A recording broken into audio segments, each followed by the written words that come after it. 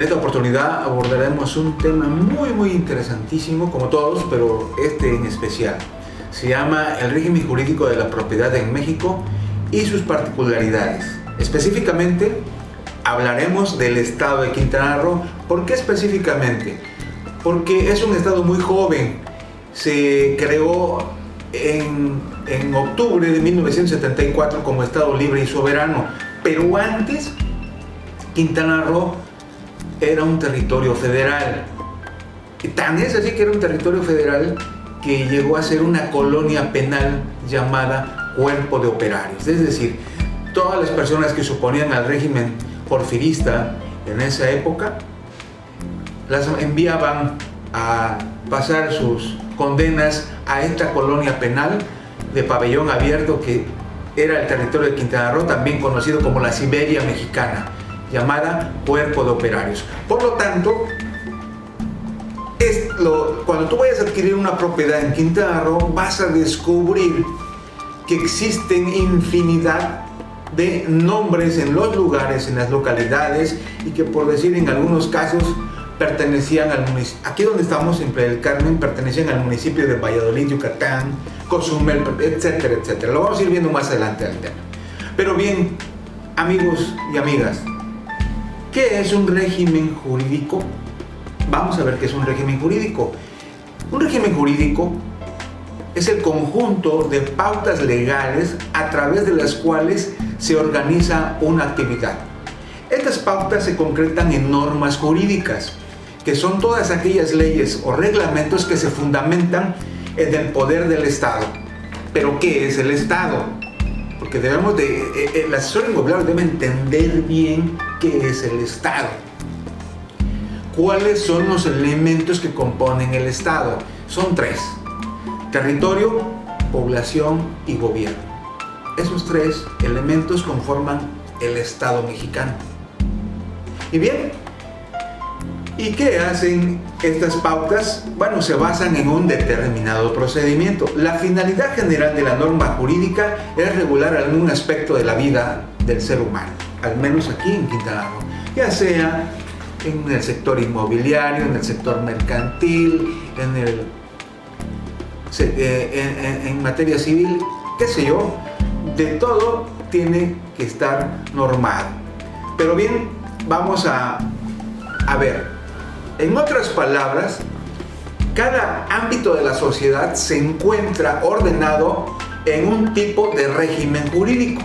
En este sentido, es posible hablar del régimen jurídico de asuntos muy diversos, de la administración, del comercio exterior, como ya lo decía hace rato, de muchas materias. Pero vamos a ver cuál es el marco legal de un régimen jurídico en el sector inmobiliario aquí en Quintana Roo. El primero, vamos a empezar de arriba hacia abajo. Vamos a empezar desde la Constitución Política de los Estados Unidos Mexicanos, que es su nombre correcto, hasta los reglamentos municipales. El marco legal, de acuerdo a la Constitución Política de los Estados Unidos Mexicanos, por supremacía constitucional, es, primero que nada, el artículo 1, en el cual nos dice que todos son derechos humanos. El artículo 4, que habla del derecho a la vivienda, por decir así, habla también de un derecho a un medio ambiente sano, etc. Y también la Constitución Política nos habla del artículo 14, que se refiere a la garantía de audiencia. En este caso, este artículo 14 señala que nadie puede ser privado de la libertad o de sus propiedades, posesiones o derechos, sino mediante juicio seguido ante los tribunales previamente establecidos. Es decir, nosotros como asesores inmobiliarios debemos tener bien claro que en el régimen jurídico existe un marco legal. Y primero que nada, entender que el artículo 14 nos garantiza que nadie nos puede privar de nuestras posesiones, nuestras pertenencias, sino a través de un procedimiento establecido. Así de simple. Ahora bien, En los juicios del orden civil, la sentencia deberá ser conforme a la letra, es decir, se deberá transcribir tal cual. Pero también existe otro artículo que es el número 16, el artículo 16.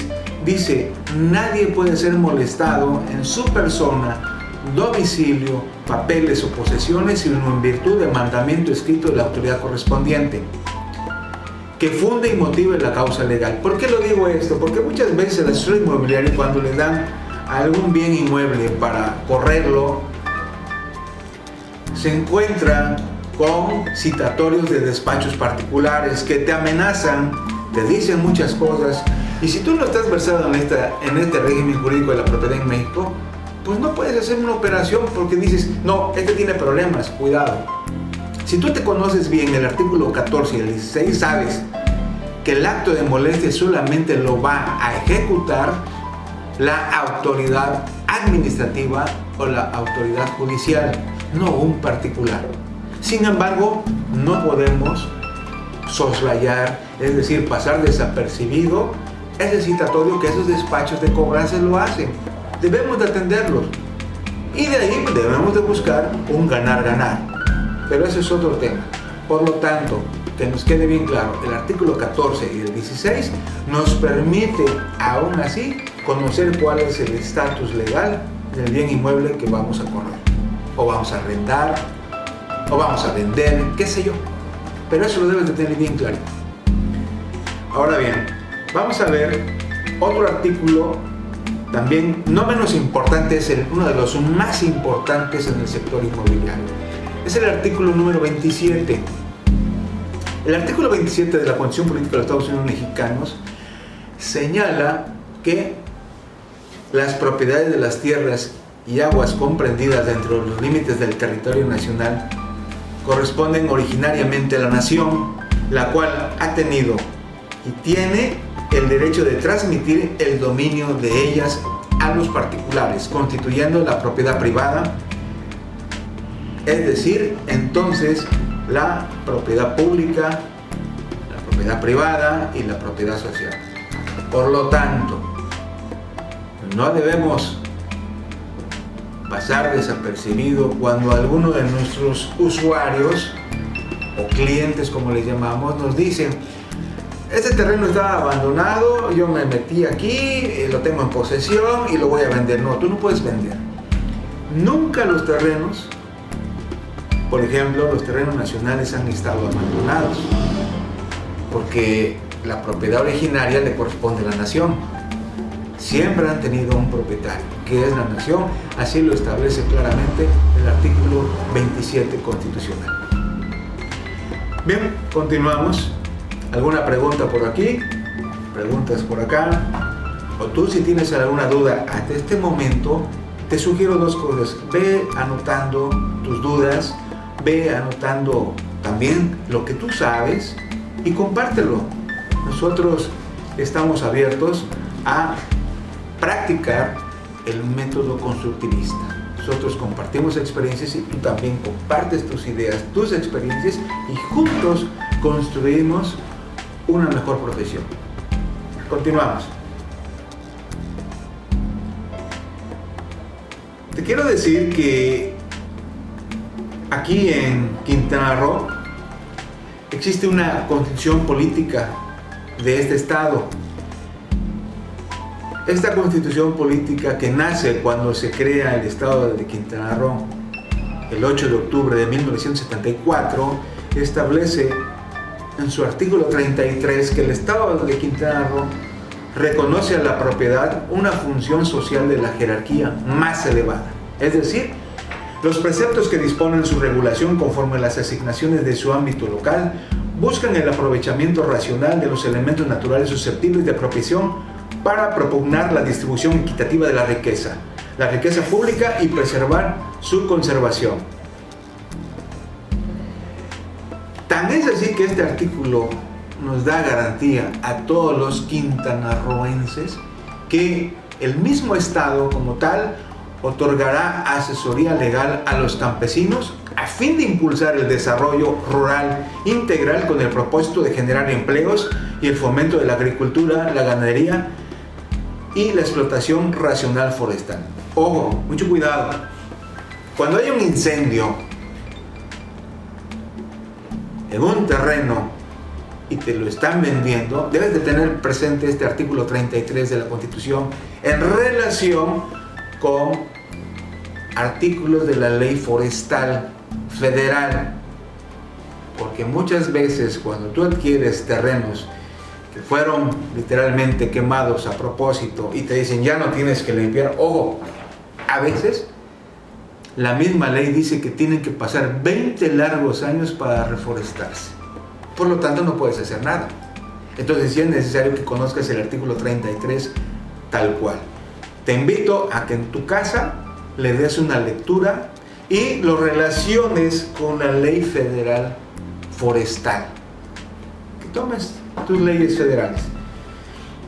Para hacer valer muchos derechos o el interés jurídico de los quintanarroenses como quintanarroenses, tenemos que estar bien claros en que se nos va a reconocer como habitantes de este estado y en dónde lo vamos a conseguir, dónde lo vamos a obtener.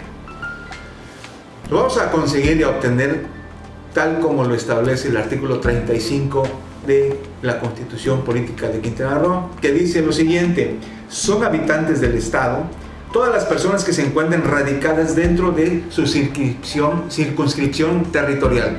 Pero ¿cómo vamos a acreditar esa vecindad y esa residencia? Sencillo.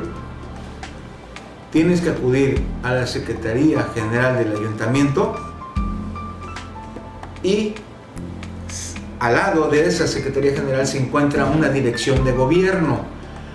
Ahí en esa dirección de gobierno tú vas a acudir y vas a solicitar los requisitos para acreditar ser vecino y residente, tu constancia de residencia de la localidad donde te encuentres. Y al mismo tiempo, en ese momento que tú cumples con todos los requisitos, previo pago de los derechos que correspondan y recibo que obren autos de la carpeta que te inicien, carpeta administrativa por supuesto, entonces inicia tu vecindad y residencia. Por lo tanto, puedes hacer valer tu interés jurídico o, como lo decimos varios, hacer valer tu derecho. Pero también dentro de ese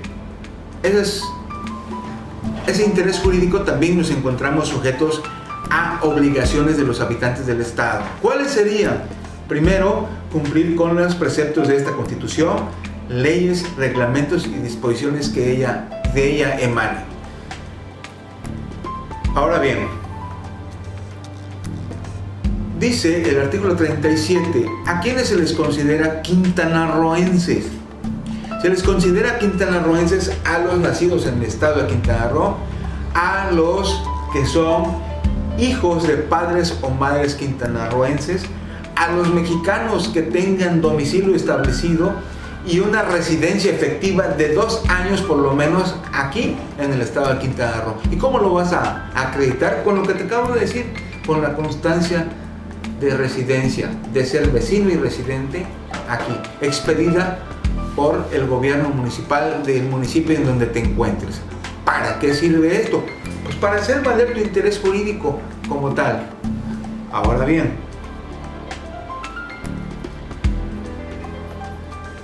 ya que conoces todos estos preceptos legales básicos, vamos a pasar a conocer lo que es un derecho real. Un derecho real es la facultad o poder de aprovechar autónoma y directamente una cosa. ¿Y qué es un derecho personal? Bueno, un derecho personal es la facultad de obtener de otra persona una conducta. Es decir, cuando haces un contrato, privado, ya sea de arrendamiento, ya sea de renta vacacional, cuando haces un negocio jurídico con otra persona, vas a tener un derecho personal. Ahora bien, ¿cuántos tipos de derechos reales existen? Bueno, existen 3 tipos: de dominio, de goce y de garantía. Esos son los 3 tipos de derechos reales. Pero bien, vamos ahora, si me lo permites, vamos a pasar a conocer qué son la descripción de los distintos regímenes de propiedad. ¿Te parece? Toma nota, por favor. Te doy tiempo para que tengas tu papel, tu lápiz o tu laptop, lo que tú quieras, pero anota, por favor. Es muy importante que conozcas esto. La propiedad individual. El régimen de propiedad es la forma tradicional por medio de la cual un individuo denominado propietario adquiere el derecho de usar, gozar y disfrutar de una cosa dentro de las limitaciones y modalidades que fijen las leyes. Así lo establece el artículo 830 del Código Civil Federal. Vuelvo a repetir. En cuanto a la descripción de la propiedad individual, es la forma tradicional por medio de la cual un individuo denominado propietario adquiere el derecho de usar, gozar y disfrutar de una cosa, tal como lo establece el artículo 380 del Código Civil Federal. Ahora bien, vamos a conocer qué es la copropiedad, porque tú, como asesor inmobiliario, escuchas mucho: es tierras de uso común, es propiedad de uso común, está en copropiedad. Seguramente que tú, que tienes muchos años de experiencia, sí lo sabes, pero habrá otros compañeros y compañeras que no lo saben, es primera vez. Por eso es muy importante que conozcamos poco a poco el significado de estas palabras. ¿Qué es la copropiedad? Bien, existen en aquellos casos copropiedad en que 2 o más personas adquieren la propiedad sobre una misma cosa o un derecho. Es importante subrayar que en la copropiedad todos y cada uno de los copropietarios son dueños de la totalidad del bien y no de una parte del mismo. Ejemplo, cuando les expiden sus certificados de derechos de uso común y los comienzan a vender, eso no se puede vender. Pero bueno, así se estila. Pero aquí te estoy explicando realmente qué es la copropiedad. Y también te voy a volver a repetir. Es importante subrayar que en la copropiedad todos y cada uno de los copropietarios son dueños de la totalidad del bien y no de una parte del mismo. Es decir, lo son en pro indiviso. Así lo refiere y señala el artículo 938 del Código Civil Federal. Como ejemplo, lo más común, el condominio, un edificio en condominio. El régimen de propiedad en condominio, en este ejemplo que voy a compartirles, existe cuando se combinan las 2 formas anteriores, la individual y la copropiedad. Ahí se da el régimen de propiedad en condominio. Ambos sistemas de propiedad mencionados, la propiedad exclusiva y la copropiedad, surge el régimen de propiedad en condominio distintos de los demás y con una fisonomía propia. De esta manera, se puede definir el condominio como un inmueble construido en forma vertical, horizontal o mixta, susceptible de aprovechamiento independiente, perteneciente a distintos propietarios y con elementos o partes comunes de carácter indivisible. ¿Dónde lo encontramos? Bueno, como ejemplo vamos a poner el artículo 3 de la Ley de Propiedad en Condominio de la Ciudad de México. Pero déjame decirte algo, compañero y compañera que nos estás viendo. ¿Cuáles son los antecedentes del derecho de propiedad?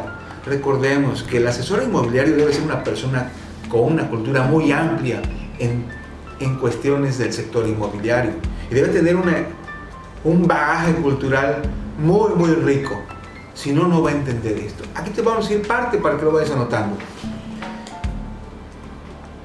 Los antecedentes del derecho de propiedad dicen que la propiedad ha sido vértice del sistema de vida de todos los pueblos, por lo que en gran medida es el reflejo de la evolución histórica de la sociedad. El derecho de propiedad se ha señalado como un abstracto señorío del hombre sobre la cosa. Sin embargo, a la propiedad urbana le ha pasado lo que la patria potestad de poder se ha convertido en función. Por tanto, sin lugar a duda, la propiedad ha ido perdiendo su férreo sentido individualista, más romanista que el romano, que delimitaba la propiedad por arriba hasta el cielo y por abajo hasta el centro de la tierra. Ahora bien, ¿por qué toco esto? Bueno, los que somos abogados tenemos que relacionarlo todo con el derecho romano. Así lo tenemos que relacionar. El Código Civil Federal de 1870 de nuestro país definió a la propiedad como el derecho de gozar y disponer de una cosa sin más limitaciones que las que le fijan las leyes. Esta definición fue similar en el Código de 1884. La Constitución Federal de 1917 otorga a la propiedad características sociales como se pueden observar en el artículo 27, párrafo primero, que dice: la propiedad de las tierras y aguas comprendidas dentro de los límites del territorio nacional corresponde originariamente a la nación. Es decir, no hay terrenos abandonados y los terrenos nacionales como los conocemos siempre han tenido propietario, es la nación. Bueno, lo mismo sucede con el agua. A veces, un ejemplo, tú pones una lavandería y no quieres pagar al sistema de agua potable que corresponde en tu localidad porque es muy elevado y además está concesionado. Entonces, comúnmente he observado y me cuentan algunos amigos, dice la gente, que mandan a construir unos orificios en un lugar escondido de su lavandería e ingresan unas plantas que bombean agua desde muy abajo de la tierra. Pues, ¿qué crees? Esas aguas le pertenecen originariamente también a la nación. Y lo mismo sucede cuando tú empiezas a escarbar más allá de lo que corresponde, más allá de 25 centímetros, le corresponde también a la nación. No te vayas a creer ni confundas de que porque compraste un bien inmueble, hasta las aguas profundas te pertenecen. No, son de la nación. Pues tengamos cuidado con eso. ¿Por qué te comento esto? Porque recuerda bien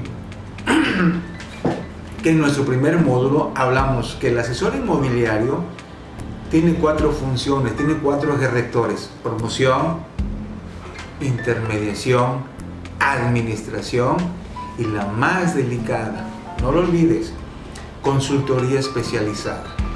Entonces nosotros nos estamos preparando para ser consultores especializados. Por eso debemos de conocer todos esos temas. Por eso te invito a que pongas atención. Bien, continuamos. El mismo precepto constitucional de 1917 establece que las expropiaciones solo podrán hacerse por causa de utilidad pública y mediante indemnización. Destaca su profunda orientación social al expresar que la nación tendrá en todo tiempo el derecho de imponer a la propiedad privada las modalidades que dicte el interés público, así como el de regular en beneficio social el aprovechamiento de los elementos naturales susceptibles de apropiación con objeto de hacer una distribución equitativa de la riqueza pública. Es decir, si te dijeron que por aquí va a pasar el Tren Maya, por ejemplo, pues no pongas en venta ni le sugieras a tu cliente adquirir, porque va a ser afectado. Es decir, le van a expropiar. Si te dijeron que aquí va a pasar una carretera, pues no le vendas, no le sugieras a tu cliente que compre esa propiedad, porque si ya conoces el Plan Nacional de Desarrollo o el Plan Estatal de Desarrollo o el Plan Municipal y ahí está proyectada una carretera, pues no le digas a tu cliente compra o le digas vende, porque lo vas a lastimar. Entonces, es muy importante estos ejemplos que te estoy dando a conocer. Ahora bien,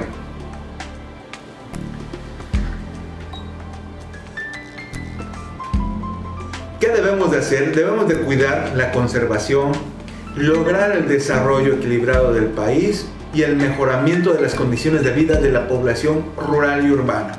Es decir, entonces, existe la propiedad pública, es correcto, existe la propiedad privada, es correcto, y existe la propiedad social, correcto.